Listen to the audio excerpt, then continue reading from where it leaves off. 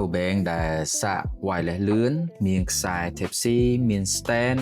សំខាន់មាន C 3 ដងយើងយកទៅប្រទេសចិនក៏បានដែរនៅក្នុងប្រអប់គឺគេមានកណាត់ថែមឲ្យមួយ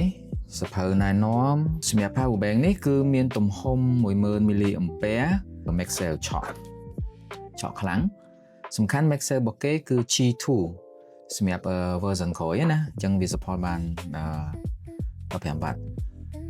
សម្រាប់ stand នេះគឺមាំល្អសម្រាប់នៅខាងក្រោមក៏មាន horn Type C មួយដែរ power bank នេះក៏មានភ្ជាប់មកខ្សែ Type C មួយដែរគឺ built-in ហ្មងអញ្ចឹងយើងកំពុងតែសាកiPhone ហើយយើងចង់សាកកាសណាហើយយើងអាចចង់សាកកាសយើងអាចសាកបានអញ្ចឹងយើងអាចសាកបាន2មាន Maxell ហើយនឹងខ្សែ Type C ដែលមានស្រាប់ឬមួយក៏យើងអាចថែមខ្សែមួយទៀតនៅខាងក្រោមនេះបានវាមានឧបករណ៍មួយទៀតយើងអាចសាកតាមនឹងបានទៀតអញ្ចឹងខ្សែនេះនៅពេលដែលយើងជប់ប្រើគឺយើងអាចដាក់ចូលវិញបាន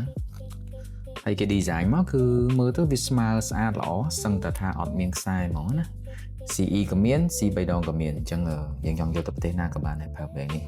សំខាន់គឺសាកលឿន G2 15 W ហើយពណ៌គេស្អាតត្រូវជាមួយនឹងពណ៌ iPhone នេះពណ៌ខៀវនេះណាចឹងបងប្អូនចាប់អារម្មណ៍ចង់បានអាចទិញបានគ្រប់សាខា UFO Store ទាំងអស់